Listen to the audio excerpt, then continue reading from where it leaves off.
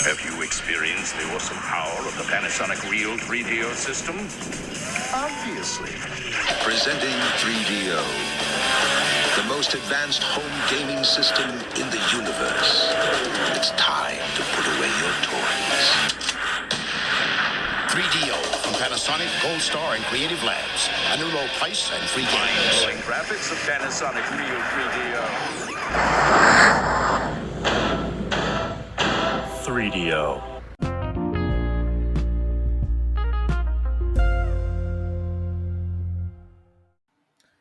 Hello, everybody, and welcome back to the 3DO Experience, the 3DO retrospective podcast where we talk about the 3DO interactive multiplayer system, the 3DO company, and everything in between.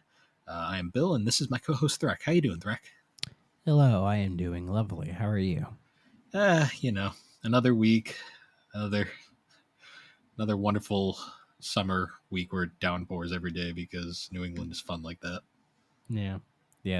Our audience should have heard our little conversation before the pod. Ooh, Yeah. Ooh.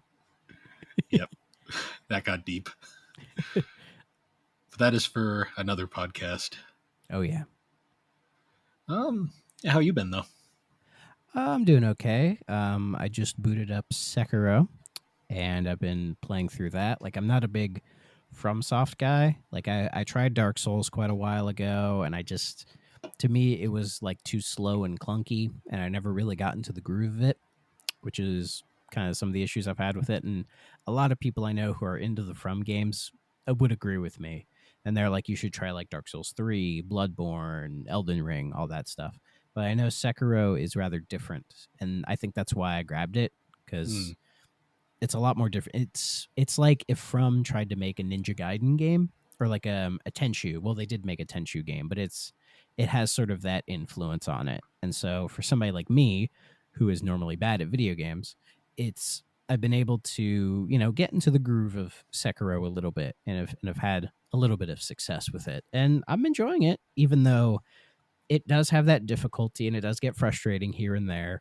But the game, it gives you all the tools to accomplish the goals. You just kind of have to, sometimes you have to brute force it. Other times you just kind of have to slow down and really think out strategies. But it gives you all the tools you need to figure things out. So Nice. So far it's good. We'll see how long I stick with it before I bounce off of it. Yeah. Because I have a tendency to bounce off of games even when I'm liking them. Nah, I hear you. Nah, I've got like now that I'm almost done with the moving, I'm like, I have to like actually kick into gear a couple games because I have a whole bunch of upcoming collabs I'm doing, and I need to play some games for those. So yeah, I gotta replay Popful Mail because that's gonna be coming up next week. Yeah. And then I gotta finish the Inuyasha RPG on PS2. Nice. I do need to get back on Lost Odyssey, but I know Rick had told me we're not doing that till like November. So I have time. Yeah. And then I gotta also finish Uncharted Golden Abyss because I have another project that I'll be talking about more in the future, hopefully. I've beaten that game. It's good. I've beaten it once. I gotta replay it because it's been forever. It was like the only Vita game I had for a while, and it's definitely a great launch game for that system because it's very fulfilling. Oh yeah, it's better than Uncharted 1. True. I mean, it's not that hard to be better than Uncharted 1, though. That is true. Is Fight for Fortune part of does that count? The weird Vita card game. I don't think it's canon because it doesn't have a story. It exists, and was it ever physically released? Because I don't think it was. I have no idea. But if that doesn't count, then I can actually say Uncharted's probably the one series I've played every game in. Yeah.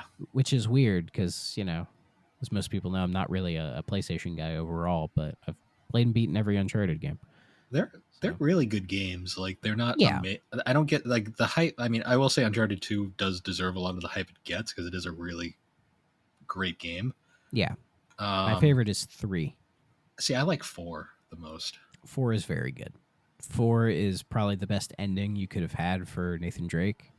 See, my thing with 4 was one of the first games that really made me realize just how much more powerful PS4, Xbox One were. Because that game, there's moments in that game where it's like one of the levels in like the spoiler for anyone who hasn't played Uncharted 4, but when you're inside like the pirate sanctuary, there's a part where like you can see like these buildings off in the distance, and then like an hour of gameplay later, you're all of a sudden in those buildings, and it's like there was never a load time. Like that's Yeah. amazing. Yeah, Uncharted 4 is pretty good overall, and I think coming like not that long after the PS4's launch as well probably helped propel it. Well, I remember because it got announced at E3, and everyone was like, oh, they're doing Uncharted again. I'm like, this is fine. I'm okay with this. I mean, I kind of figured they would, and plus they were like, it's the last one. And I know we got Lost Legacy, which I've played and beaten, and I really liked Lost Legacy. Lost Legacy was a great way to tie out, like basically to end off like a couple loose ends that we had from the series that we kind of needed to know about. Yeah. Like if they wanted to do another Uncharted, they could just pick up where Lost Legacy. I almost said Lost Odyssey. Lost Legacy left off. Yeah, I'm all for more Chloe stuff because Chloe's awesome. Oh yeah, but we know with Naughty Dog, they'll make 3, maybe 4 games of something, and then just they dip. A lot of people were very upset that they didn't make Uncharted, but that's besides the point. Oh, that's perfect. Why didn't they do that? I would have played the shit out of that if they actually made that, but they got to work on Last of Us 2 remaster, so that's the important thing. Yay! God damn it! That game is still one of those games that I just have like the most like love-hate relationship with. I have many issues with that game. Yeah. Enough. I could go on for a while about Last of Us Part 2, but I'm gonna save that for another podcast. Yeah. At some point. But yeah, so 3DO. That's what this show's about. Oh yeah, that's right. Yeah, 3DO is weird. So that's a good way of putting it. So I guess we've said in the past that the 3DO. One of the reasons no one really talks about 3DO is because 3DO is such an odd and just like out there topic that not a lot of people really know where to start with it. And to me, I always thought one of the most fascinating things about the system was for a system that was supposed to be like a media standard, there's like nothing standard about the 3DO at all to like what you'd think when you think of video game console. Yeah, because I think their aspirations were beyond video games. Yes. Like Trip Hawkins' whole idea was like he really wanted to be like the next VHS, like the VHS like Betamax War. He really wanted to be that next, like, this is going to be the thing that kind of changes the whole entire scape of the industry. Yeah. Unfortunately, he was very misguided there because video game technology is always evolving. Yeah. And 3DO was unfortunately destined to never succeed. Yeah, I think the 3DO just had too much going against it, and I think it was trying too hard to fight the other two instead of just trying to establish itself as its own entity. You know what I mean? Yeah. And you know what? One thing I will give the 3DO credit for, though, was when the 3DO came out, its biggest competitors were like the Atari Jaguar, obviously the Genesis Super Nintendo, and its biggest contemporary in a lot of ways was the Philips CDI. And what I give the 3DO credit for was like the CDI was considered obsolete when it came out. Like it was very much not what it was hyped up to be. Yeah. The CDI is definitely its own piece of failure. Yeah. But it's like such a known failure because of the Nintendo attachment to it. Yeah. Which, I mean, that's definitely its own thing. That and the massive misconception that it was a next-gen console when in reality it was weaker than the Genesis. Yeah, it's a pretty weak console entirely. There might be 1 or 2 decent games worth playing on it. I genuinely don't know. I still think the best game on it is Hotel Mario, to be honest. I don't hate Hotel Mario. Oh, it's like a good arcade game. Like it's fun to make fun of, the YouTube poop cutscenes, but the game itself is fine. It's just it's like it's kind of like a Mario Brothers in a way. Yeah, like it's not as fun as Mario Brothers or Donkey Kong, but no, the Zelda games are more bad. They're more pretty terrible. Yeah, ironically, I think they're also probably some of the best games on the CDI as well. Yeah. which says a lot. I wonder what that Super Mario's Wacky Worlds would have been. Apparently, because you can play the beta that's floating around there. Apparently, it was pretty close to like Super Mario World in terms of like controls and design, but like it's a beta and it's like unfinished, so nothing functions properly. Yeah. Yeah, that's another system for another podcast. Someone should make a CDI podcast. I'd listen to it. I don't know how much content you can get out of that. Probably not a lot. Let's see. Where I was going though was its other main contemporary, the Jaguar, was theoretically a very powerful system, but most developers didn't know how to program for it, so most of its games ended up looking no better than what was on the market at the time. Yes, exactly. The Jaguar, I think, is more colossal of a failure than the 3DO, probably because of like the brand recognition surrounding the Jaguar and it trying to be like we're a 64-bit console and have a lot of hype and like really trying to manufacture hype. Yeah, and it just didn't even come close to matching it. Yeah, which like at least with with the 3DO, it was like CD based technology and was trying to be like and was like more powerful than say the Sega CD at the time. Like it was a very powerful console. It did back up a lot of what it was saying. That's kind of where I wanted to go with this, was the fact that the 3DO, it was hyped up as this 3D 32-bit console, and when it came out, it very much was everything it promised. Yeah. Like there was no bullshit with the 3DO. Yeah. It just didn't have enough like compelling games to really convince people to pay $700 for it. And when it but did to get be them, fair, I don't know what game could convince somebody to pay $700 for a console to play it on. I really don't. Yeah, especially because by the time it finally started getting really good games, there were better consoles coming out. Yeah, and I think a lot of the hype around the 3DO had died down by like say 95, 96. Yeah, I mean by 94 even.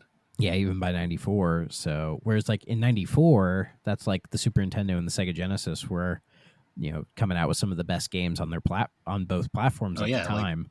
Like Super Nintendo had Donkey Kong Country. It basically revitalized the Super Nintendo for an entire another couple of years, and the Genesis had some of its most ambitious games like Comic Zone and the Ooze, just like to name a few. Well, those were 95. 94 True, was 94, Sonic. yeah. 94 was Sonic 3 and Knuckles.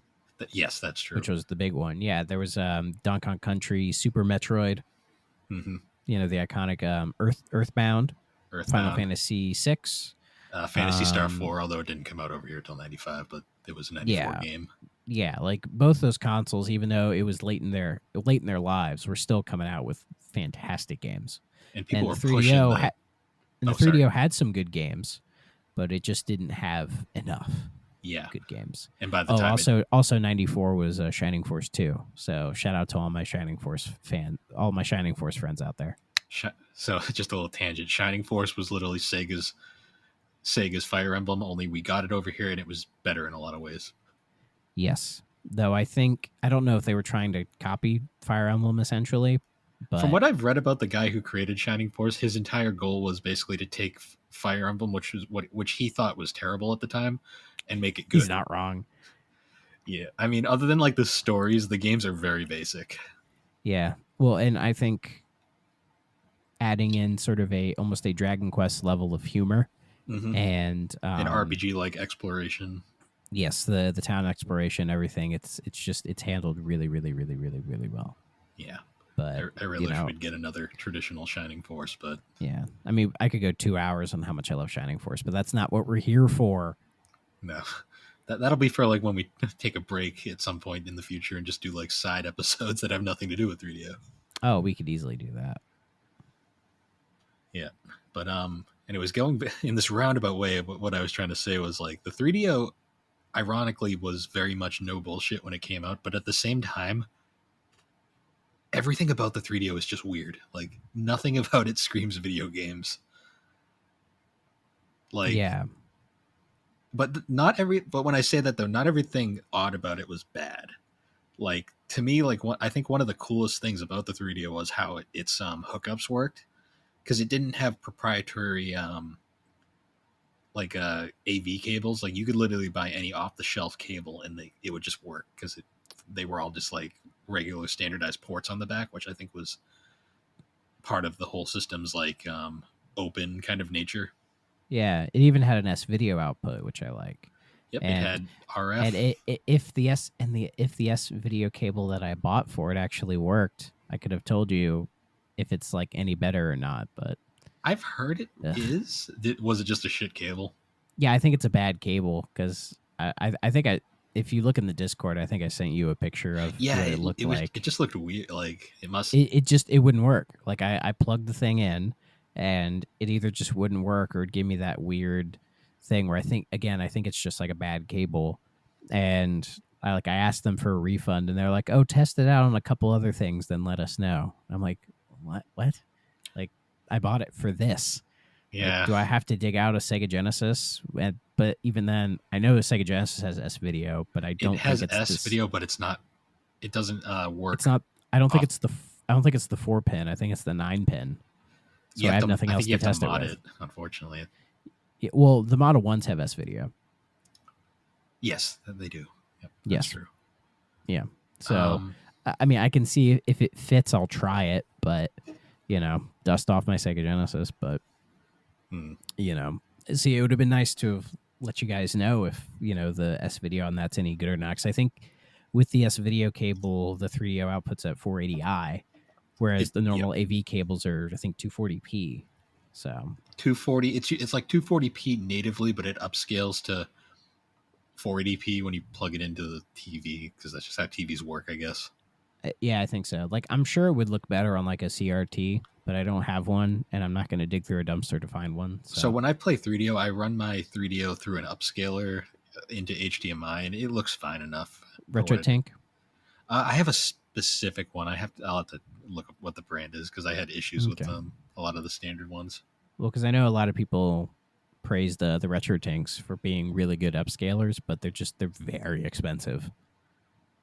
Yeah, it's probably not the one I have. I have this one that's really good at what it does, but it's like I think the cheapest RetroTink is like $90. Yeah, that's definitely not what I have. Yeah, so I'm told they're great, but it's like, am I gonna go through all that effort? I don't, probably not. The one I had, I got for like $20, and it works fine. So, hey, if it works, it works. Yeah. So we should probably talk about the 3DO's most hilarious feature that to this day I still love like sharing with people. So the 3DO's full name is obviously the Real 3DO Interactive Multiplayer System. Mm-hmm. Like they really highlighted the multiplayer on the front, but the 3DO famously only has one controller port. Yes. And so how does it handle multiplayer, Bill? Tell the world. Well, you take your second controller and you plug it into your first controller and daisy chain them. What was the thought process behind that?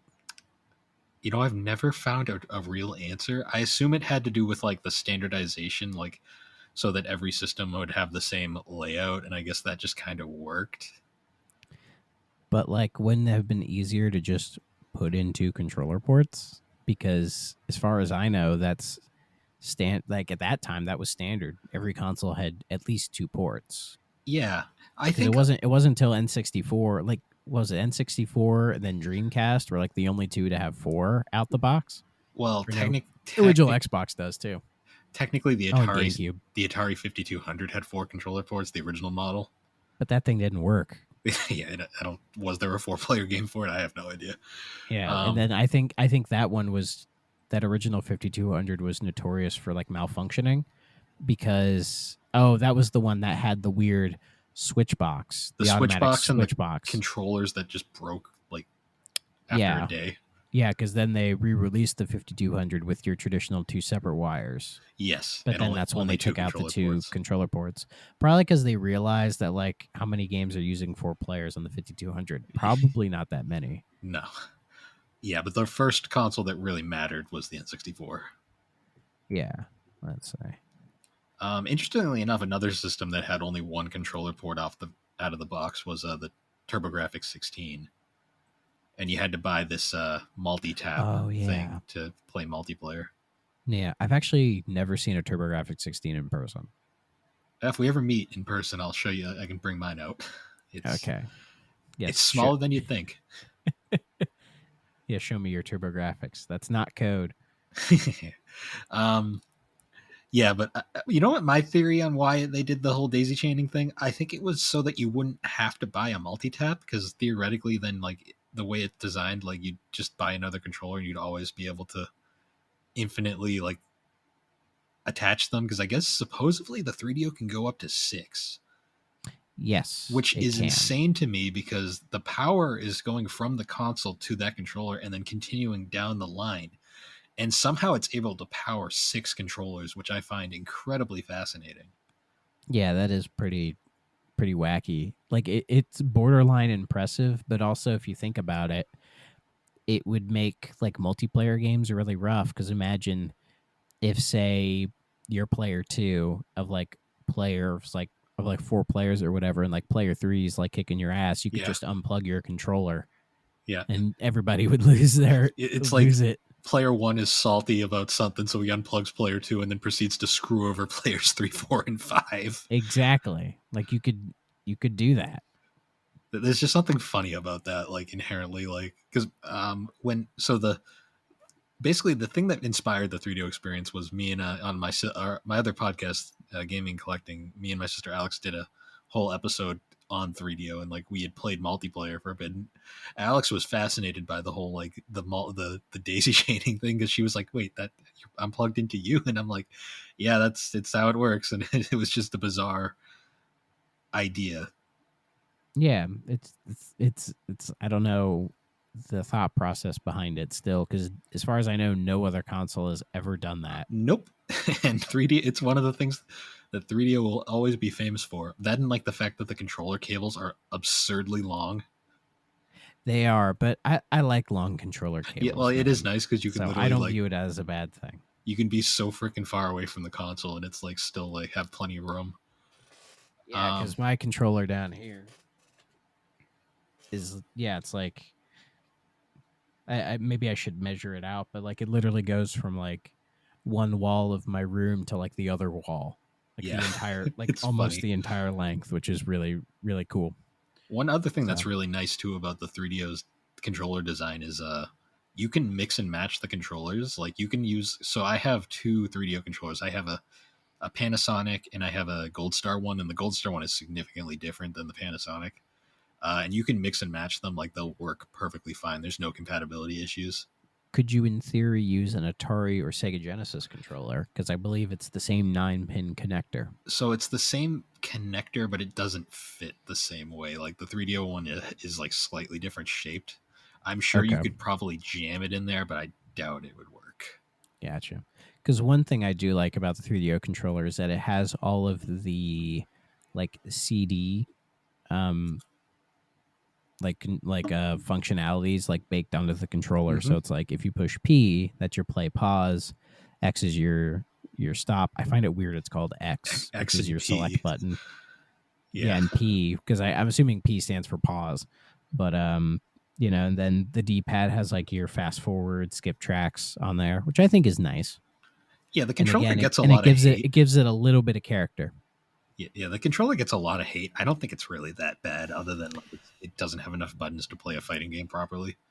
Compared to its contemporaries, like it's not the best. Like I love the big bulky 3-button Sega Genesis controller, but I just know it really well. And then, of course, the 6-button became much more functional for like Street Fighter. Yeah. And then you have the Super Nintendo controller, which is so good, Sony's been ripping it off ever since.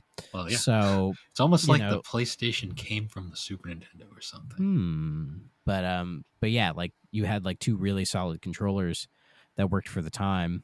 And so 3DO's controllers trying to be like a weird mixture of both. Yeah, the 3DO controller is literally the bastard child of like the Genesis and the Super Nintendo controller. Yeah, literally. And it's, from my experience playing with it, it's not really that bad. No, like I did get a little bit of a hand cramp playing Wolfenstein, but I think it's just because the D-pad where it's positioned, it's almost like too close to the center, and that it needs to like move out a couple inches so that it feels like my thumb is like really stretching. Yeah, But the like the D-pad button, itself is but the pretty rest of the good, though. buttons are the D-pad's okay. I like Sega Genesis D-pads more, but Well, that's just like the best D-pad. Well, the Model 2 Saturn D-pad's the best D-pad ever. I'd Ever. actually think the best D-pad ever made is the Nomad's D-pad, but that's a very obscure one. Yeah, I've heard good things about that D-pad, and also it's not the best D-pad ever, but I really like the Xbox Series D-pad. Xbox finally figured out How to make a D-pad. Yeah, it took them 20 years, but they figured it out. So Well, the patents are all gone now, so they can just rip off what everyone else does now. it's not though. It's very much its own beast. So True.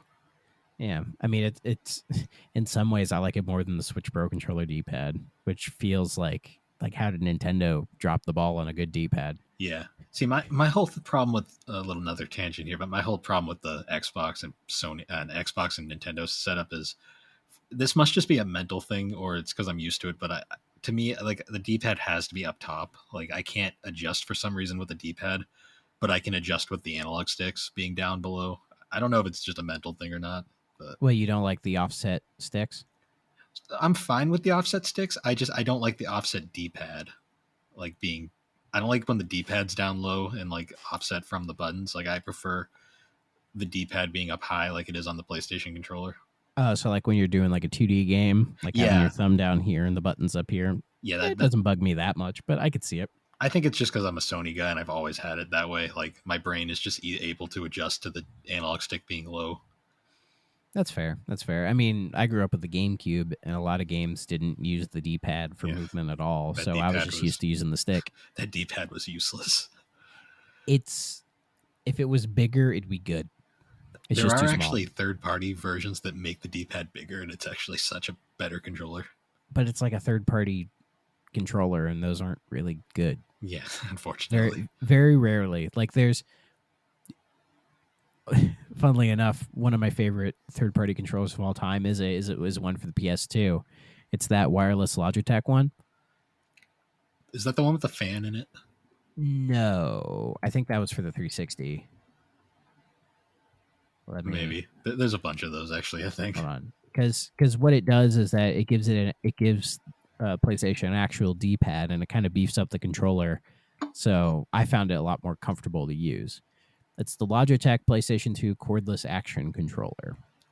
Okay. So I quite like this thing. It's pretty solid overall because it's bigger, so it like fits my hands better, and I like the D-pad more. The buttons feel nice, and the sticks, they have little blue under them, which is cute. It's a little cute thing. Speaking of alternative controllers, though, the 3DO had a lot of those. See, I haven't seen a lot of those controllers. Like, no? I've seen the Gold Star one because you've sent it to me, and then I have the Panasonic one that I have, which is the FC10 one, where, as far as I know, the only difference is the start and select buttons are on the bottom, and they're the little dots, whereas on the original, they're almost like the Sony kind of dashes near the middle of the controller. That and they removed the headphone jack. Yes, they removed the headphone jack, which... that's a nice idea.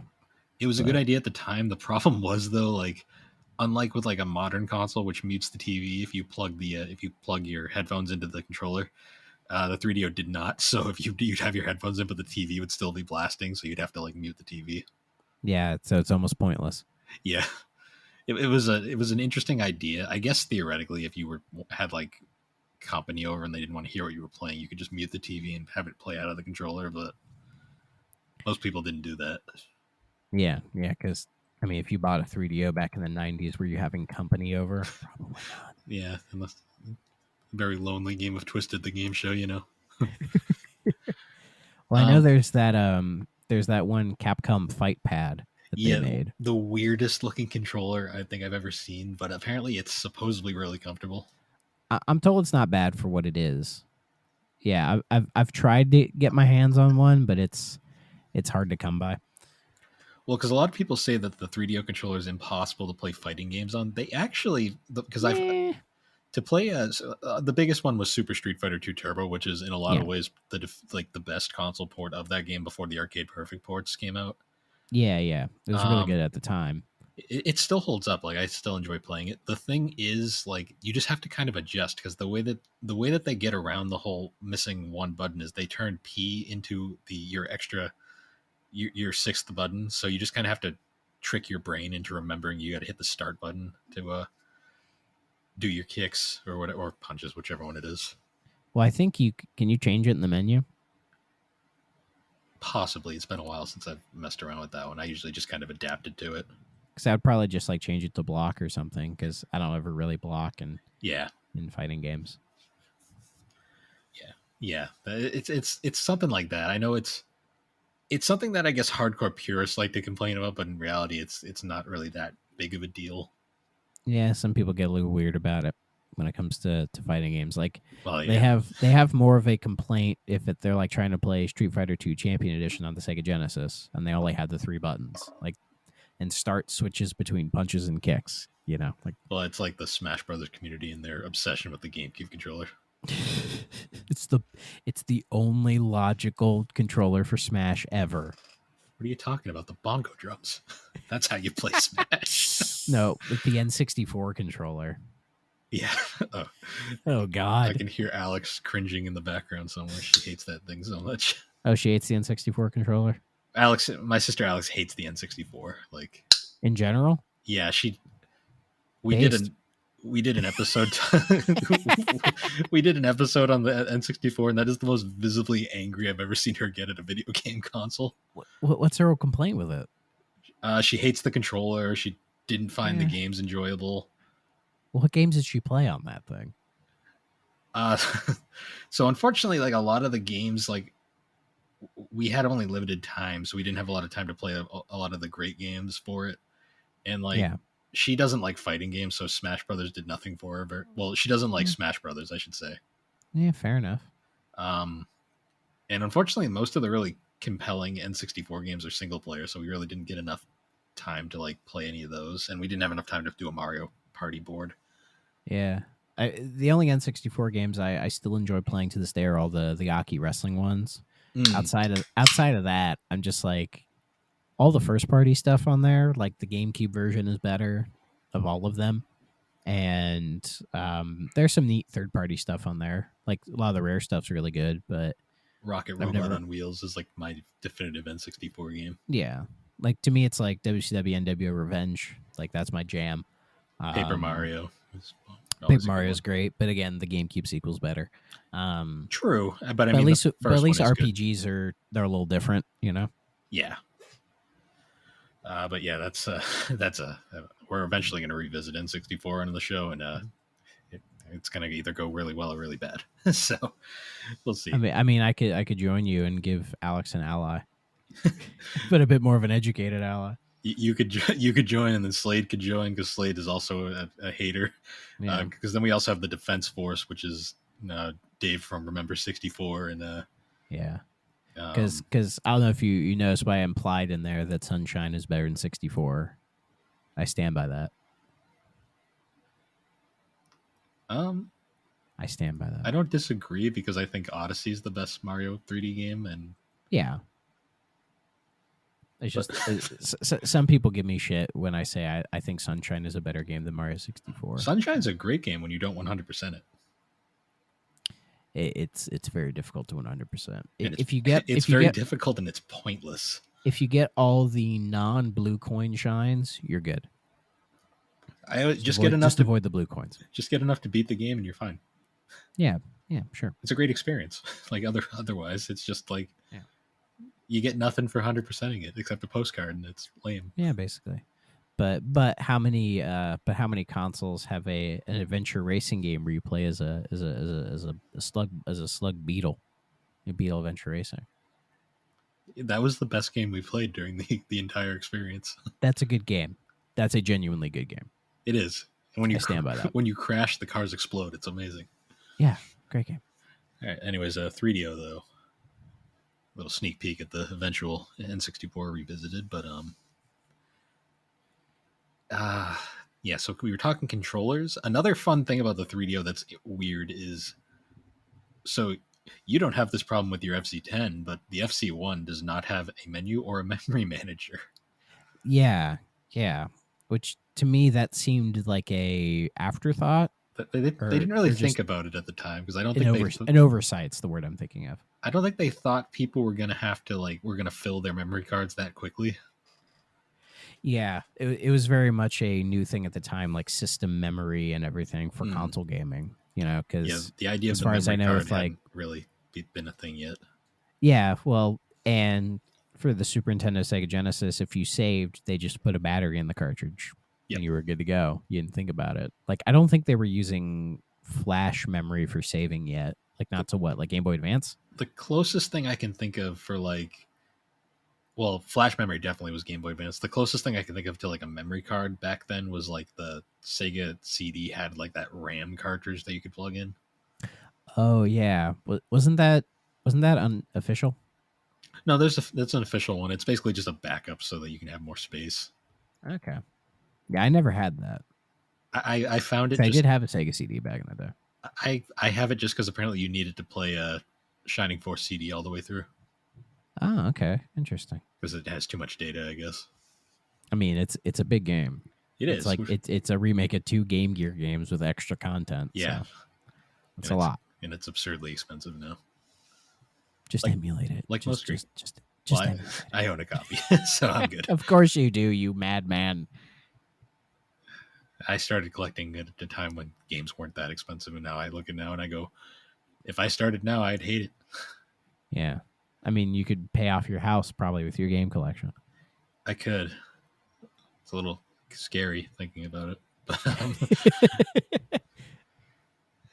yeah. But so going back to the memory situation on the 3DO, so there was actually a not a third party. There was an official memory manager disc, which I need to find a copy of because it interests me. Like essentially, it was a disc you'd plug into the 3DO just to access the memory. Oh, that's for the FC1, right? Yes. I'm actually curious what it would do in a FC10, if anything. Probably nothing. I mean, I could always try to find out if you want. Well, I want to find. So, fun fact though, a couple games actually have memory managers built into them. That they do. Like Alone in the Dark in particular. Yeah, and on the original models, that's how people managed the save data on that. That's how I discovered that the previous owner of my 3DO like only played like Crash and Burn and Doom. Yeah, all that was saved in there. Yeah, when I got mine, the only one I noticed was Gex, because it's funny if you look into the memory manager, a lot of the file names in there are very like just some of them are just like nonsense, and then some of them you have to go like what are they saying? They're saying Guardian War. Okay, that's what that means. Yeah, you know, very like 90s like file names where it's like they weren't. You know, it was probably just like the people making it was understanding what this is, but like laymen didn't understand it. Yeah, you know? we didn't get to the PlayStation yet with the icons that were easy to distinguish for everybody. Yeah, exactly. And I don't know if the Saturn had that, because when I had my Saturn, I didn't have like any like RAM cartridges or anything for it. So I have the Action Replay plugged in, and that basically just overrides the Saturn's BIOS. Okay. And there's like a memory manager in there that's pretty simple to use, but I don't even remember what the Saturn's default one was. Yeah, okay.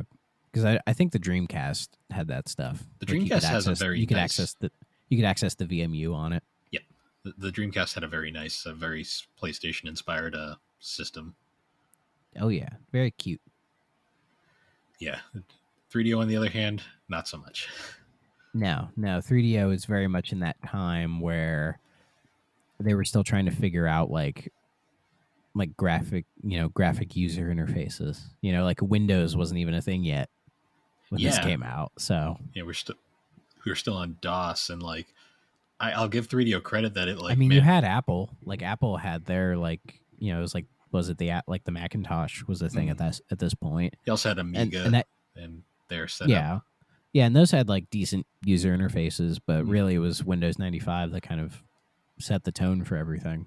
Windows 95 basically took all of those, like, the ideas from everyone else and just made it better. Yeah. Yeah, 3DO though, on the other hand, like, it was very basic. For a forward thinking console, in some ways it feels very almost backward thinking, but it's almost because it came out in that really weird time where for like, what was it, like 6 months, it was really like ahead of the curve. Mm-hmm. But after a while it felt dated, you know? It's one of those things where it's like hindsight means a lot, because like looking at it from like a modern perspective, you don't understand like what the hype was. But if you kind of like look at it from like the lenses of someone like when first seeing it back in the day, it probably was like this amazing, like ahead of its time thing. Yeah, yeah. It's in that weird space of like when you're ahead of the curve, but just a little too ahead of the curve. Yeah. Before everybody else, because by the time everybody catches up to where you are, they just look better than you, you know? Yeah. Especially because like the 3DO, I'll give the 3DO credit. Like it was probably like out of all the early 3D consoles, it was the one that handled 3D the best. Yeah. But it also got like outdated so quickly. Oh, very much so. Because when, when I think it was when the PlayStation 1 came out, it outclassed it in like every way imaginable. I mean, even the Saturn did. Like it was harder to tell with some Saturn games, but like the Saturn, I mean, arguably the Saturn, we don't even know, because the Saturn might be the most powerful console of that generation. I think it is. But again, I think also the N64 could have been more powerful, but the cartridges kind of held it back. The 3D, apparently the N64 was like unnecessarily overpowered, like to the point where like its CPU was like redundant, kind of. Yeah. Was it easy to make games on it? Apparently making games wasn't the problem. It was more like just trying to work around like the fact that the cartridges were a massive bottleneck. For 3DO? Oh, sorry, I thought you were talking N64. Nah, I'm sure. I've never heard of Nintendo consoles being hard to make for. So considering all of the random maybe games Wii U. Yeah. So apparently, with all the considering all the random shit that came out on 3DO, I don't think it was that hard to make games for it. Yeah, probably not. I mean, it had a very easy. I mean, with considering like I believe it's like dev kits were like available to anybody who wanted them, so like it was a pretty simple to pick up and figure out console. Because I mean, like Insomniac started on 3DO, and the only reason they ditched it was because they found out PlayStation was just better. Yeah. But yeah, speaking of like, we were talking about graphical like interfaces and stuff. One thing that the 3DO to this day did have was one of the earliest music players that had like a graphical, like a music like the visualizer. Yeah, visualizer. Yeah, because like that thing is kind of cool actually. It's honestly thinking about all the CD based consoles with like music players, that is like the one that is like the most fascinating to me, because it is so freaking crazy, like the things you can do. Like I could imagine like having that thing set up like with a decent stereo system and just having that on the TV, and it would just be like mesmerizing. Yeah, I guess it's also called a light synthesizer. Yeah, they had all sorts of wacky names for it. Wacky names for those things. Because like thinking about it, like the Sega CD had like the most generic music player. I mean, it was cool it had one, but it really didn't do anything crazy. Yeah, it wasn't just a menu. Yeah, it was very much just a menu. Because 3DO has the menu and you can swap between it. Like at first, it gives you the three shapes. Yep, you get the logo, and then you go to this like psychedelic thing, and then you go to the logo psychedelic. Yeah, it's really cool because I'd sent Bill. I was listening to the song "Myth" by Beach House. Yeah, I put a CD from 2012 into that thing, and it worked, of course. And just listening to that sort of like early 2010s like dream poppy music with that 90s visualizer, it was a good fit. I threw in I should have put it on Twitter or X and tagged Beach House in it. They may have gotten a kick out of it. I should do that at some point, because I was actually when I was testing it out recently, before we were recording this, I actually threw in a copy of it because I just got it in the mail. The Sick, the Dying, and the Dead by Megadeth, and it was very wacky and fascinating just hearing like a 2020 2 album playing through that thing. Yeah, especially something like that.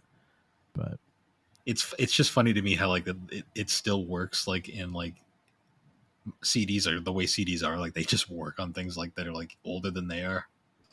yeah, But like I it's think funny like, thinking but about the it. CD technology has been standardized since like the late 70s. Yeah, and So they've been claiming that it's going to be phased out for like 10 years now, and they're still making them. So it's because people still buy them. So yep, why not? I wonder who does that. Um, Yeah, anyways, some people. Yeah, some people still do. Like the physical. Like we I keep hearing like all digital. Like everything's going digital, but yet like movies and music and even books, they still haven't. oh, because crazy people like me are like will be staunch like physical only people because we like to just see collections build up, and we're basically just organized hoarders in reality. But Yeah, like I just think some people just like having the physical product, but like I think with gaming it's a little different because like PC's been all digital for quite a while now, and anybody who complained about it, they kind of just I think got over it. But yeah, but it helps that like Steam is a really good platform. You know, mm, like Steam's is the big one. It's pretty solid. At least as a casual PC player at best, I have had no issues with Steam personally. But yeah, Steam's fine. Like when it comes to stuff like that, I don't care about digital because I mean, there's really when you buy a PC game physical, it's not really physical. It's you're just basically buying a disc that you use to download the game, and that's about it. yeah, which is what we do with PS5 and Series. So Yeah, we're getting there at this point. but I like having the green cases that say Xbox on them. I like having them on my shelf. I like just looking at like them like kind of go through the years. Like you see like the progression of like PS1 to PS2 to PS3 to PS4 to PS5. Yeah. And how they just kind of have that uniform like case style, other than when PlayStation 3 had the weird different one for like the start for no reason. Yeah. And I always liked how like Xbox always had that like Mountain Dew green case. Like they've always had it. And they could never decide what they wanted Xbox 360 cases to look like because they kept changing them all the time. Well, the 360 ones have, I mean, it's more uniform than say like the Xbox One stuff. Well, yeah. Because I know that, the 360 had like the 3 different designs, but like unless you're really looking at it, I think most people couldn't tell you the difference. No, I just think it's funny that they changed it all so many times. Yeah, the worst Xbox cases will always be when like with the Xbox One, when they started doing backwards compatibility stuff, they were re-releasing like 360 games in Xbox One cases. Yeah, and they looked so atrocious.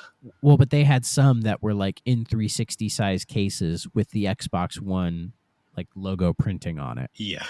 And it's like who thought that was a good idea? It makes like putting those on the shelf, if you're super OCD, like it'll drive you insane because you put it with your 360 games, it looks bad. You put it with your Xbox One games, it looks bad. Yeah. They eventually fixed it where they put them in like your standard Xbox One cases, but some of them would just say Xbox, or they would say like Xbox 360, Xbox One on it, and that's fine because it sticks with that same like case design. Yeah, it's and now with the series cases, they're still like I think they've figured it out now, but it was kind of in that weird spot where they were still doing the Xbox One style cases, but they just said Xbox, and they would have the little banner for like series, you know. But now they have the new kind that get rid of the banner, like the weird physical banner on top, and now we're just like a full case, and it just has like the little Xbox logo in the corner for like Series X or whatever. Yeah, they did kind of what like Switch does. If this was a video podcast, I could show everybody, but yeah. Well, the Switch's case design is nice. I really like it. Small and simple. Just the little logo on the top, and you're good to go. It's just the red spines I've grown to hate. Well, because they're so boring to look at. No, it's because if you're looking at them from a distance, I can't tell what any of the games are. True. It's a little too uniform. Like, unlike, say, my 360 games, when I could look at them from across the room, and I could actually be like, oh, I know what that game is, because they have their little logos, you know. PS4 is the same way, like a really good uniform case design with that. And then PS5 is the same thing, just white. which I'm fine But with. like, I hate that the case is still blue. I kind of got like, used why to couldn't it. they make them like clear or black or something, or white? Like, I Yeah, don't know. It just looks like they were like, oh, we have a bunch of PS4 cases. Slightly change the logo. Okay, now we're good. I mean, it does kind of match how the system has like the blue light, but Yeah, it's like with like the PS2 where like they tried to have that blue, and it's like, well, the logo, like the original PS2 box was blue, but we don't associate the PS2 with the color blue. nah. See, to me, like the worst was PlayStation 3, just because like you look at anyone's PS3 library and it looks fucking atrocious because like half the games are one style and the other half are the better style. Yeah, the Spider-Man font. Yeah. I loved that it was the Spider-Man font. I mean, I still think the original PS3 is fucking badass looking, but it's also yeah, a the fucking grill. brick of a Yeah, system. I love the grill. You know, mine The George Foreman grill with all those like card readers that are probably useless. never used, but they're so good. I have one of the original backwards compatible ones, and like GameStop was trying to get mine for years. Like they'd always be like, we'll give you so much money for it. I'm like, I'm not selling it. Leave me alone. That thing hasn't bricked on you yet. The disk drive died once, but I got it fixed. Okay, because I'm told some of those early PS3s, like nowadays, are starting to like break. Like the yellow light's starting to show up more and more. Yeah, I never got it, thankfully. I gotta boot that thing up. It's been probably a year since I last turned it on, though. So yeah, because I think it's unlike the 360 Red Ring, where you could probably fix that if you tried hard enough. I think with the PS3 yellow light, once you got it, it was just dead. Like you couldn't get it back. They did fix a lot of the hardware issues with that and with the later revisions. Oh yeah, I think both the 360 and the PS3, their redesigns were just so much. They were both needed because they're much more functional. Yeah, I did get like a red I've ring never on heard Slim, the though. slim. I've never heard the slim model of either having like hardware issues outside of maybe my Slim a got a fringe red case. ring. My Slim got a red ring. Really? Yeah, I've never heard that ever happening. it does. It's very rare, but it can happen. Mine unfortunately got one. My goodness. So I had to buy a new one. So, and also I think didn't some of the 3DOs have hardware issues as well? Yes, Gold Stars were abysmal for their hardware problems. Yeah, that was they're now what, LG? Yes, not much has changed. I mean, some of the LG TVs that I've come in contact with seem perfectly fine, but They've gotten better. They're not nearly as bad as Samsung, who at one point were going to make a 3DO. Yeah, interesting. Yeah, it's weird to me how the 3DO had, for a Western console, had quite a lot of like Japanese support, or even like say Korean for Samsung. Yeah, because like you had So my guess is because they weren't so like draconian with their like licensing rights and everything as like Nintendo was, or to a lesser extent Sega was. Yeah, well, I mean, because like Panasonic made their own hardware. Gold Star ended up making hardware, I should say Panasonic made games and hardware. Yes. Gold Star ended up making their own games later on. Ironically, the 3D, the Panasonic FC10 is the only one that uses like the famous like asteroid field startup. Yeah, and like the opening like menu is kind of like almost that bubble. Yeah, menu where the like goes bouncing off the screen. The FC10, I believe, it had that. Yeah, because that's what I have. Yeah, the one just had the Starfield like asteroid field thing, which was Starfield. Yeah, it's coming quick. Oh, don't worry, listeners. When that comes out, I'll probably talk about it. Oh yeah, we'll have to pick like simple games so that you can like focus your time on Starfield. Oh God, it's probably gonna be a nightmare. Sorry, we'll talk about like Madden or something during that point. Dude, you'll get me going forever on that one. Yeah. I'm trying to think of other weird things with notice how the 3DO has 2 memory expansion ports, and I don't think they were really used for anything. Oh yeah, they do. Yeah, what the fuck are they? Like, are those supposed to be like, for another comparison, like the Series X, where you can just plug in those like memory cards in the back of it, and it gives you more memory? So is that the idea? So unfortunately, it never came out in America, but there was an expandable memory unit that plugged into the expansion port on the back, but it only came out in Japan. Oh, interesting. I don't know what does that do? It brought the system's memory up to 256K. What a time. Ooh, what are you gonna do with all that? Play Road Rash, I guess. I don't know. All right. Maybe you can get the music working. Maybe. I don't know what the hell. Like, I don't know what the. Okay, listeners. Okay, if anybody out there knows the answer, please let me know. So I booted up Road Rash and was playing it, right? And I go to the menu to turn on the game music, and it says like you don't have enough memory or something, right? And so I'm thinking, oh, let me go into the memory manager, delete some stuff. You know, I cleared out. I didn't clear everything, but I cleared a good chunk of it because I do have a couple save games in there. But I went back, and it still said I didn't have enough. Yeah, I And don't know what that's about because like the closest thing I could figure out was some people were saying that the FC10 uses a slightly different chipset that might be than the FC1 or some, you know, the early FC1s, and Road Rash was made with that original set in mind. So if you try to play it with the new set, the music just doesn't work, I think. Yeah. Now anybody listening, if you go into the gaming collecting Discord, you know, where we're in, and you can let me know, that'd be very appreciated. So if there's anything I could do, please let me know, because I want to hear that music while I'm playing the game.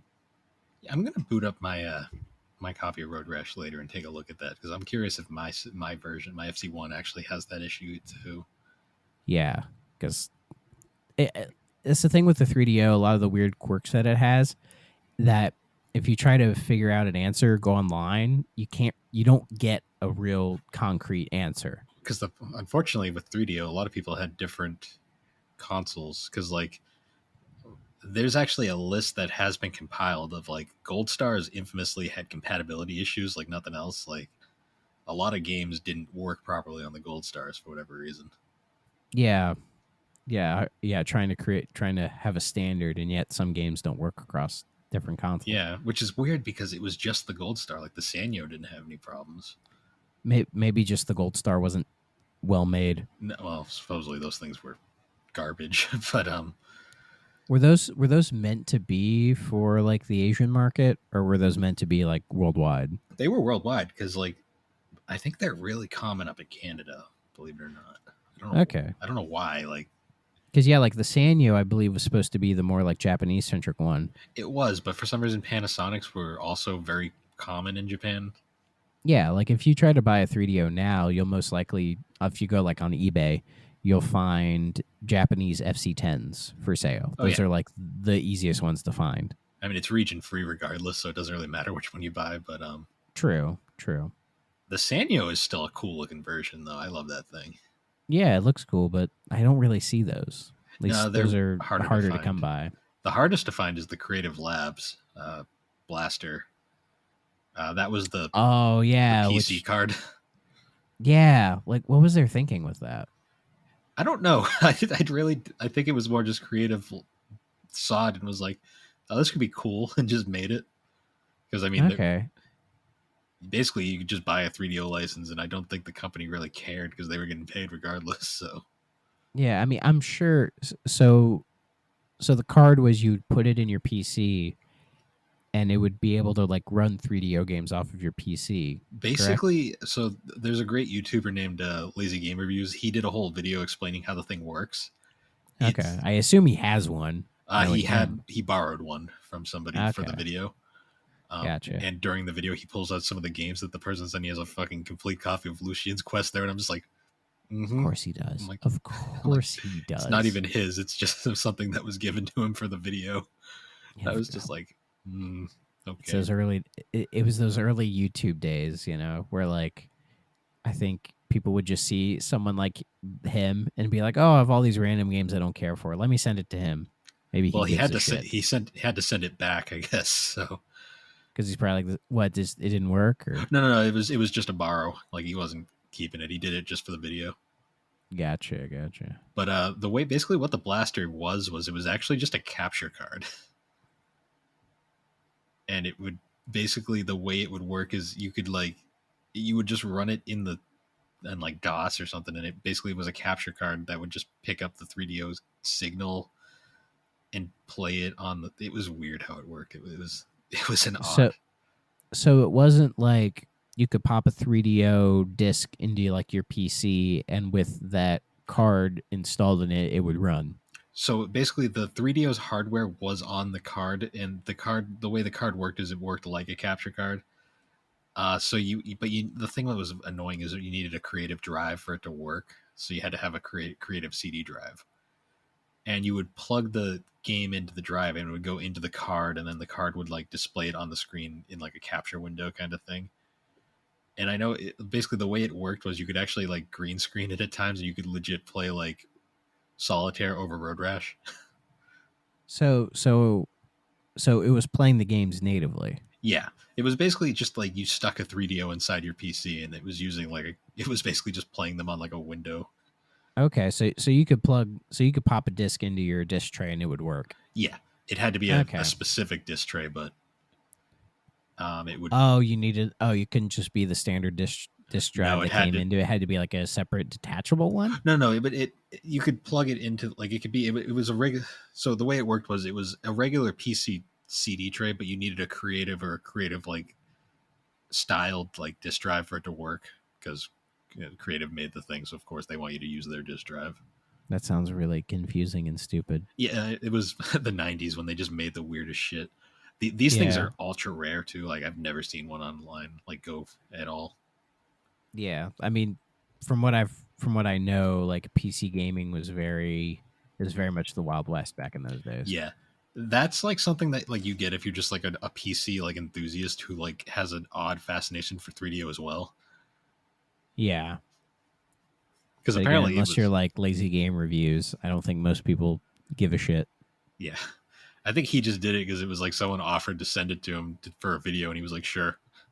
Yeah, so I think a lot of his videos are focused on like old PC gaming. I think. Oh yeah, he does. That's like I'm not a PC guy, but I like watching his videos just because I think they're fascinating. Yeah. Like when he just builds an Amiga just for the hell of it. Yeah, he definitely has his own take on things. Like he doesn't tackle console gaming that much. No, he did a 3DO review. That's how I discovered him. Yeah. Oh, he did a Gizmondo video. Oh, yep. I need to watch that because I don't think I've ever seen anybody play a Gizmondo before. I've seen one once in my life at Retro World. Yeah. And they wanted way too much money for it. I was like, oh no.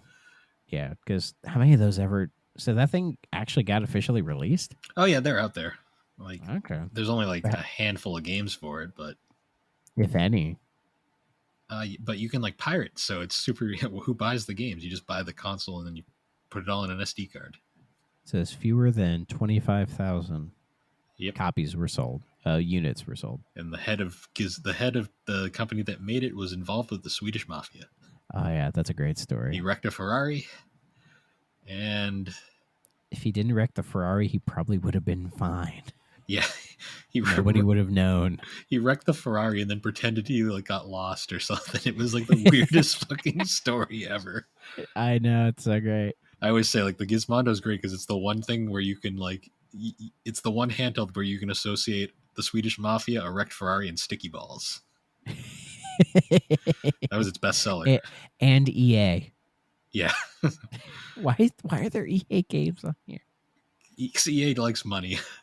Yeah, they do. Yeah, if I was gonna, in all seriousness, though, if I was ever gonna, almost got Mr. Pants for this thing. God damn it! Yep.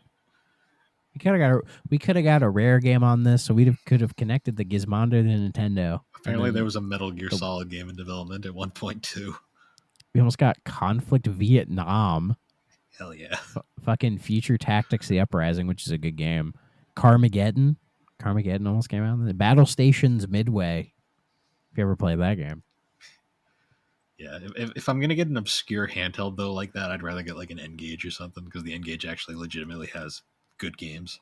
Well, it just has Sonic Advance 1 on it, so... Sonic N. It's Sonic Advance 1. But pillar boxed. Yeah. You can also play Sims Busted Out, the GBA version. Oh, yeah. The RPG. Yeah. Like game. It's a good game. It also had a Pocket Kingdom where they all spoke in Leet Speak. That was a fun little game. It's got Red Faction. It's got Rayman 3. Pathway to Glory was its big system seller. Oh, of course.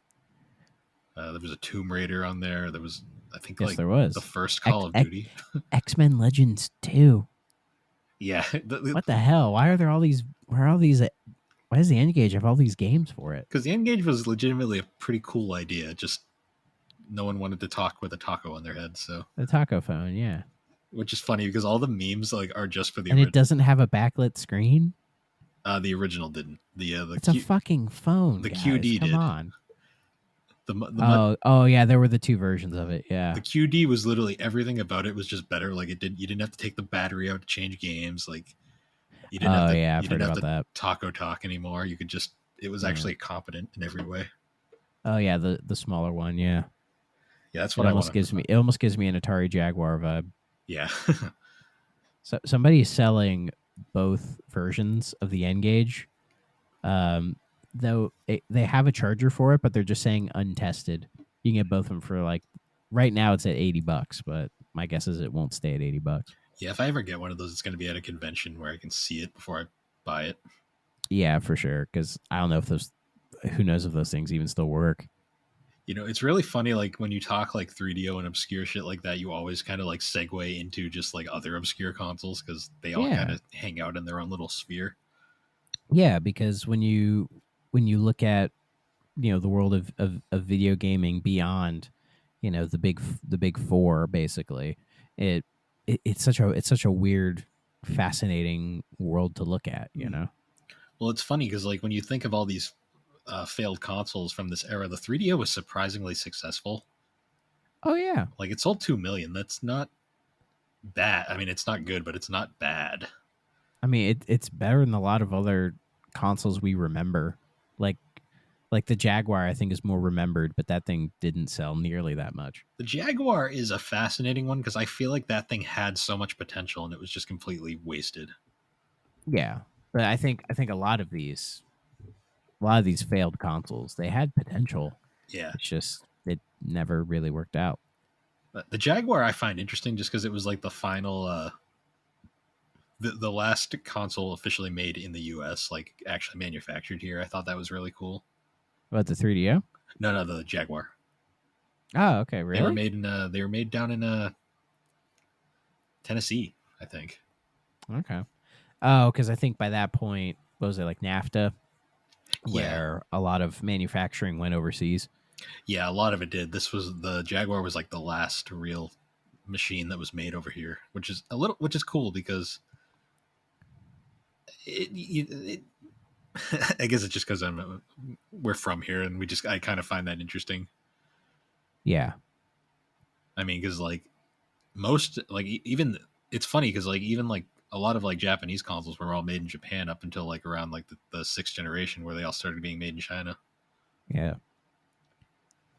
But yeah, if we're talking about obscure consoles, I'm just browsing on eBay. Tiger Gamecom, like that's actually very affordable. I mean, no one. It's such a garbage handheld that like. Oh, it's terrible. Yeah, like I'm looking at it, like I'm thinking about it, but I'm like, but why? Like, so you can play another version of Sonic Jam.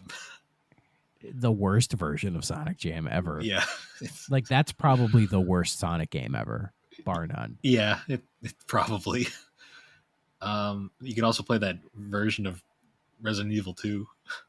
That's not good. No. It's not. And Duke Nukem 3D. I mean, I'm sure. Honestly, I'm sure you could just emulate all these. Oh, you can too. I think Rerez did a video where he emulated all of them. Oh yeah, I saw a video where somebody reviewed all the Gamecom games, and they're like, "This is good, but like good on a Tiger Gamecom scale, so it's still not a good game." Yeah, like that's like one of those like that's one of those like obscure consoles that like nobody wants, so it's like cheap because it exists. Yeah, exactly. Like you can still get sealed Gamecom games for like $10 because no one cares. Yeah, like somebody, let's see. I think I saw like a Gamecom, like one that's never open is like 160. Yeah, like it's still like in its like blister pack with the it comes with Wheel of Fortune. Oh boy. I do like me some Wheel of Fortune. Does it come with Pat Sajak? he's never been in any of the games. It's always Vanna. Yeah, I know. Well, I don't know why.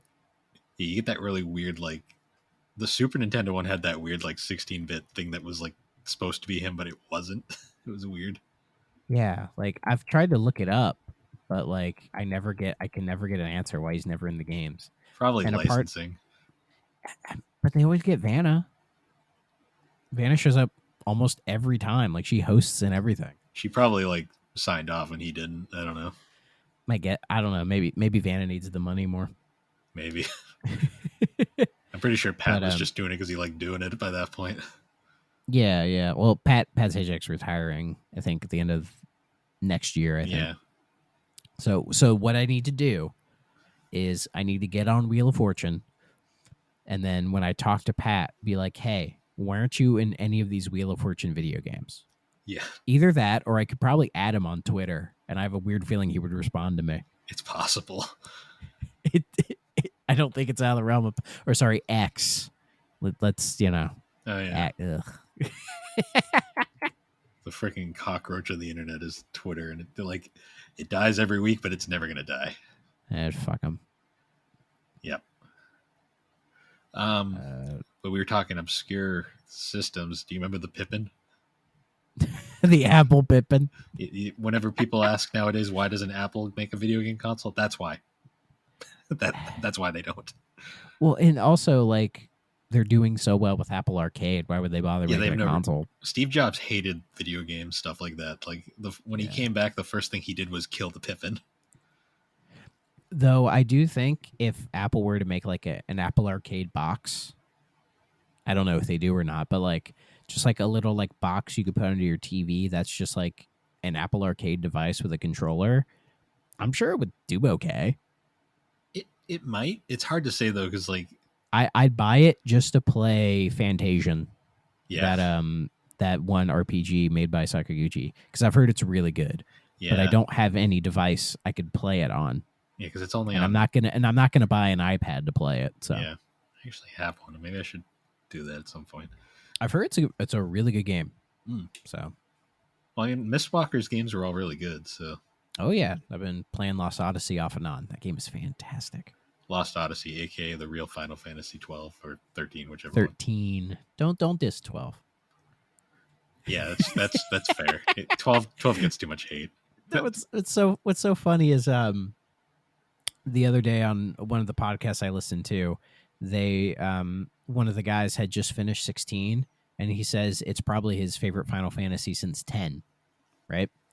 And so somebody was like, so somebody is like, oh, why are you dissing on 12? And he's like, I never said 12 was bad, guys. I never said that. Yeah, I had to say that. I made that same exact comment because I said this was the first time I've truly loved the Final Fantasy since 10. And everyone's like, oh, so you hated 12? And I'm like, no, I didn't love 12. Yeah, exactly. Yeah, I think 12 just was one of those that just kind of had development issues, I believe. Yeah, so. And it also has it doesn't have a main character, and true, and it plays so weird, like not bad, just weird. Yeah, it plays like an MMO. It does, it really does. But in any case, yeah. Back to 3DO though. Any other weird things we want to talk about? We kind of been all over the place on this one, just because when you talk weird things about 3DO, you end up talking about other things. Yeah, and it's hard for me to stay on topic unless it's like a specific game or something. Yeah, so that's fair. I mean, because I have built up a decent 3DO collection of games, so hopefully we can get a couple game-centric episodes out there. Yeah, I think those are the next few are all going to be game-based. I want to just get this one out of the way because this has been on the back burner for so long. For sure. Yeah, the 3DO is it's pretty wacky in its existence yet, because in some ways it feels just like a standard game console, but it has just enough quirks to make you go like, why? Yeah. Like, why did they choose this? You know? Like there's so many occasions when I'll be playing a 3DO game and I'll just like run into something where I'll just kind of be like, like this just doesn't make any sense on anything other than a 3DO. Yeah, like I think the intrigue comes more from the games themselves, you know? Yeah, because at the end of the day, that's kind of what makes a console is the games. And Yeah. the 3DO has a decent library. Like how much? Like what? Just under 300 games. Yeah, like unfortunately, most of them. There's only like maybe like 12 that are like exclusive to it still. Yeah. Because most have been ported or were ported from like PC or something beforehand. Yeah, like a lot of the really good 3DO games got ported to like PlayStation almost immediately. Yeah, because they were and good. then even Saturn. Let's see. There are 162 North American games. It says there are 250 officially released 3DO games. Okay. Let's see. 162 were in North America, 93 were in PAL, and 214 were in Japan.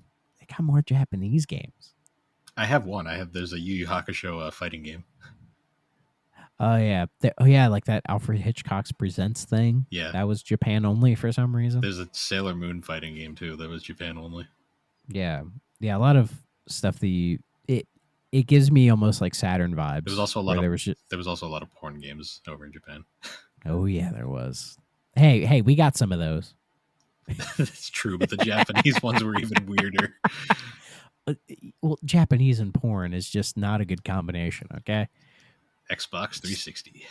Oh no! Stop! Stop it!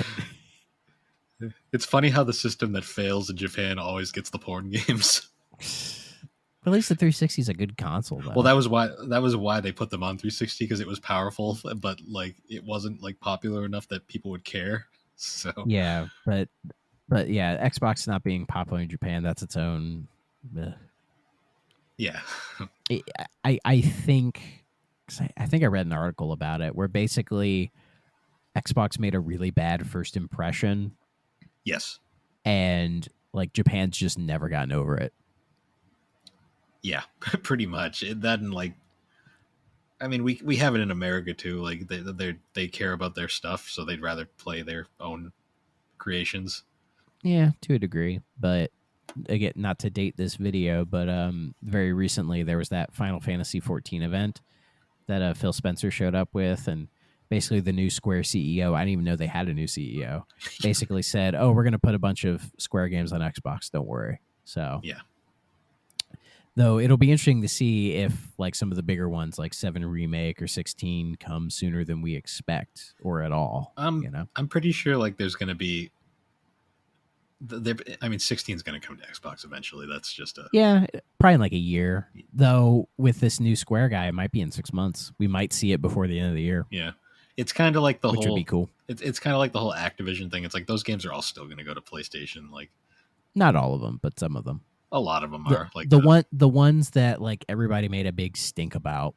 Like I don't see like new Crash or Spyro games coming, but like Call of Duty will, of course, because that's like a Minecraft thing. It makes too much money to leave off, but there'll be some that become exclusive. Yeah, as long as we get Wolfenstein, I really don't care, because that's like the one game by them I care about. Oh, with Bethesda, you mean? Yeah. Probably not, buddy.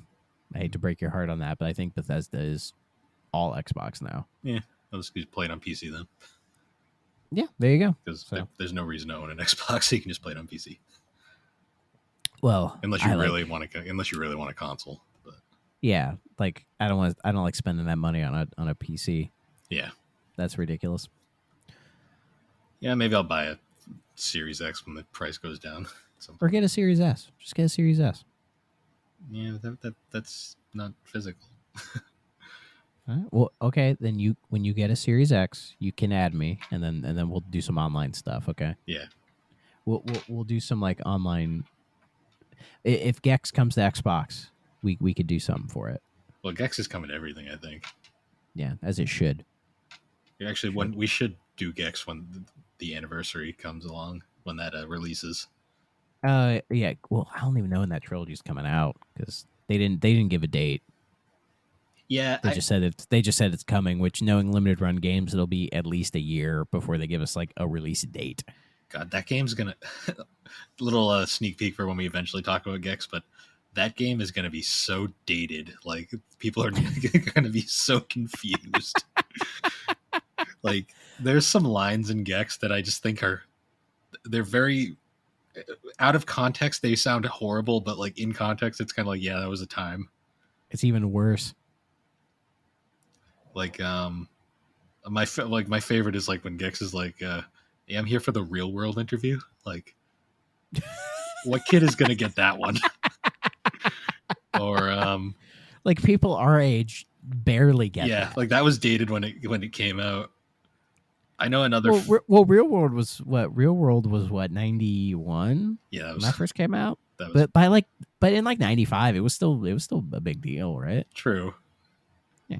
It was by like the 2000s when reality TV became the thing. Yeah. That Real World kind of went away because it had been around for too long. The only Gex joke that I still find funny to this day is the there's a level in Gex 2 that's like, it's like an absolute like shithole, like just like a wasteland, and Gex just like when he pops up on screen, he looks that when you get to that screen, and Gex just goes, New Jersey.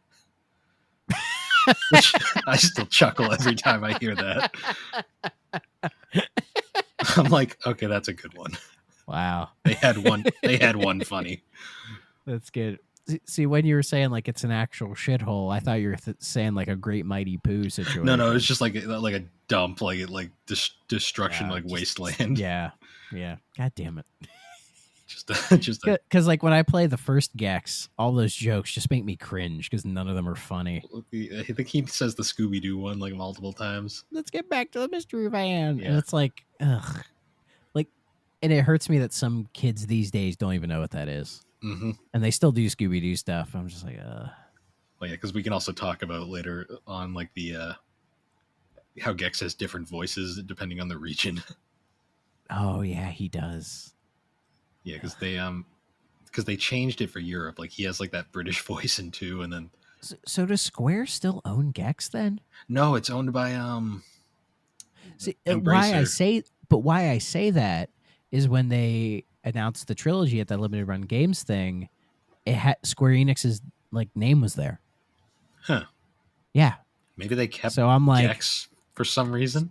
So either that, or when they filed that trademark for Gex when they still owned it is when they were doing the thing with limited run. Possible. So maybe they started it with them, so they have to finish it with them. You know what I mean? Yeah, that might actually make more sense because I know they sold Crystal Dynamics to Embracer Group. Yeah, which I mean, we all kind of thought Microsoft was going to buy them, but that didn't happen.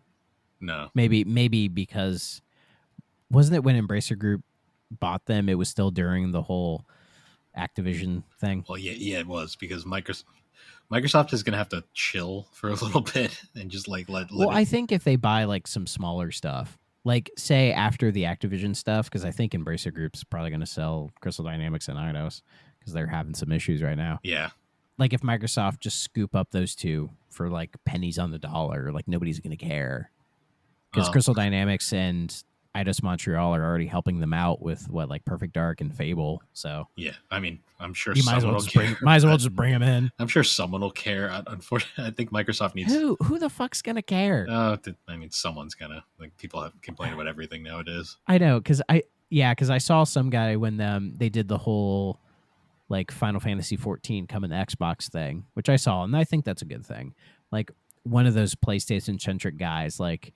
When he was talking about the Square CEO and Phil shaking hands, he had so much terror in his voice when he was discussing it, like sheer like he was scared. And I'm like, what is wrong with you people? Like, who cares? He's not Xbox isn't buying Final Fantasy. Okay, No, it's coming to Xbox. They're not going to buy Square. They're not. I don't think Japan would let it happen. To be honest, it's not even the Japan thing. It's just like. Square, I think they can make deals with the big three and still stay third party. Like, why not? Well, I think Square knows that the majority of their players are PlayStation guys, and but then they release a lot of stuff for Switch. Well, PlayStation by Nintendo itself as well. Yeah. Well, I mean, I'm one of those weirdos who play Square games on Xbox, but yeah, that's fair. I mean, I'm one of the few. I think that the way that they look, I mean, we've completely lost 3DO at this point, but I think the way that they this is now Bill and Thrak shoot the shit. Yeah, pretty much. I think the way that like they look at it is like they know the majority of their players are on Nintendo and PlayStation, but they're going to still put it on Xbox just to get those few that might care. Yeah, why not? Because it probably doesn't cost that much to put it there. And all the Japanese publishers are doing it. Capcom, Sega, Konami, all of them are just like, we'll make more money if we put our games on the 3 major platforms and PC. Like, we just make more money. Well, yeah, because I remember like when they announced like Persona 3 was coming out on Xbox and everyone was losing their mind. And I'm like, did you read the freaking thing? It says it's coming to PlayStation eventually too. Oh, yeah, when it got leaked.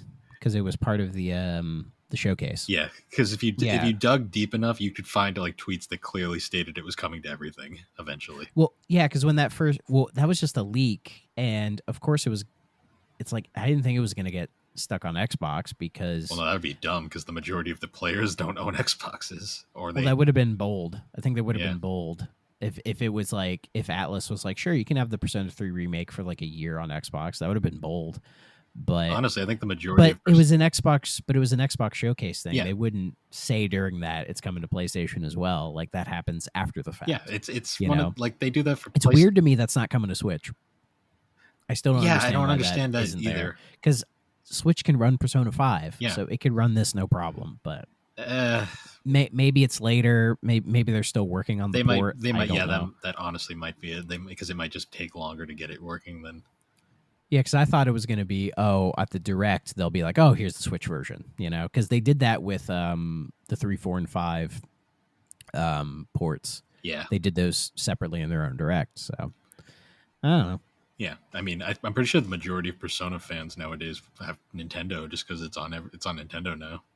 Oh yeah, I mean, I'm gonna be one of those guys who plays it on the Xbox. Like, I'll probably try out Tactica on Game Pass, but Remake, I'll probably buy Remake physically for Xbox if they have a version, because I would have bought Persona 4 physically if it had an option, but it didn't. Yeah, the only physical version of 4 Golden is the Vita version, and that's out of my price range. Yeah, that's expensive now. I don't get it.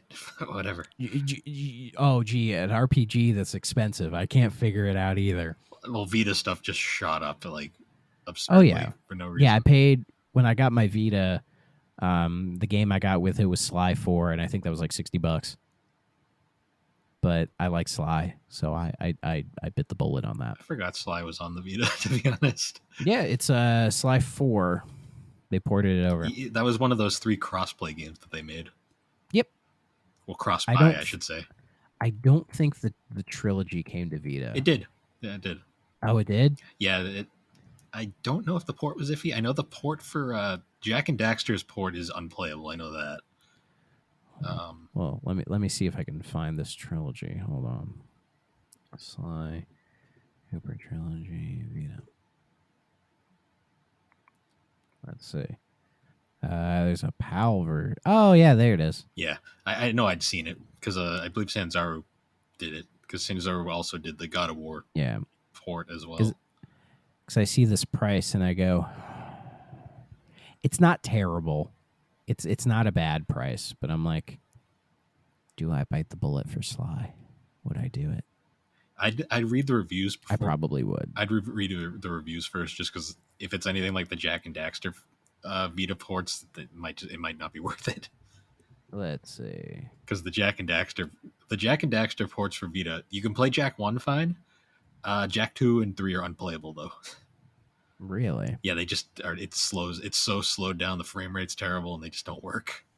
Oh, that sucks, man. Granted, I mean, it's Jack 2, so not that. The best Jack game works fine, so I guess there's that. Oh boy. So the Sly cart has just 1 and 2 on it. 3 you have to download. I mean, you get the best one on the card. That's something, I guess. Yeah, but I like Sly 3 though. That's fair. I mean, 3's a good game. On that case, what, the Vita store's still up? Oh right? yeah. Yep, because they were going to shut it down and everyone complained, and Sony. And now they've just. I'm surprised they didn't just secretly shut it down without telling anybody now, but it's still up for now. I'll give Sony credit. They didn't. They folded and they listened. Well, with the PS3 as well. Yeah, PS3's PSP store is still open. Like why? I think no, didn't they close that one? Maybe recently. I know. I think that was the one they didn't back down on, because who's buying games in the PSP store? Well, to be fair, like who was buying games on the PS3 store when they announced they were closing it? I feel like everyone all of a sudden just. Oh, it's probably some people. Yeah, the PSP store closed in July of 21. Yeah. Well, I mean, not much was lost there. So. 35 games. Yeah. But those have been backed up, so yeah, no worries. I'm not too worried on that. Yeah, I might hunt. I might get the Sly collection, because as I don't know if I've mentioned on this show or maybe another show, but Sly Cooper is my favorite Sony franchise. So that's fair, and I think we talked about it on a preview, or maybe it was off mic. We mentioned it. Yeah, if they make a Sly 5 for PS5, I will buy a PS5. Just for that. Just get Sly out of the game. Just get Sly out of the damn desert, please. Let I'm sure Sucker Punch is busy with Ghosts of whatever, but like if they were like, if they made another Sly Cooper game, I would be very happy. Yeah. But I get the sense that that's not going to happen. And I think it's a combination of Sucker Punch not wanting to do it because they're busy, and Sony being like, that's not prestige enough. So I don't think it's Sucker Punch doesn't want to. I just don't think they have time, because they're a one studio. Yeah, because I think they have just enough like people to make like one game at a time. Yeah, they only have one. They're not a huge studio. They're not like Naughty Dog. No, they were well, they have 160 people. Yeah, they were. So out of Sony's big three, they were definitely the smallest. Yeah, I mean, they could probably split up into teams if they wanted to, but I'm not going to force them to do it. It's not me. Honestly, Sucker Punch is like, out of Sony's big three, they still make like everything they make is quality, and I feel like I don't want that to be hampered. So yeah. Oh, they did make Rocket Robot on Wheels. I love that game. The N64. The game is so good. That's actually not a bad game. Yeah. The physics in that game are amazing for N64. Yeah. And then I've heard good things about the Infamous games, but I've never touched them. The best X-Men games ever made. I'll take your word on it. It's like just basically superhero games. And I've heard Ghost of Tsushima is great. I just didn't get around to it. Ghost of Tsushima hit that itch for like a samurai game that everyone's been wanting since like they stopped making like Onimusha games. Yeah. But I feel like we should probably wrap this one up, because I feel like we just keep going on and we've completely lost the 3DO talk at this point. So I think next week, do you want to do like Road Rash? Yeah, let's do Road Rash. Yeah. Okay, because that's a classic one, and that's a pretty simple game that we can easily get enough notes on. Yeah, I'll try to go through, big game mode? Yeah. All right. Well, once again, guys, thanks for joining us on the 3DO Experience. You can follow the 3DO Experience on all the podcasting platforms. We're part of the GNC Podcast Network, and you can come join our Discord server. It's a wacky place, but we're all nice. And until next time. Swear. Yeah. And until next time, guys, we'll see you next time. Bye-bye. If you're not playing on a 3DO system,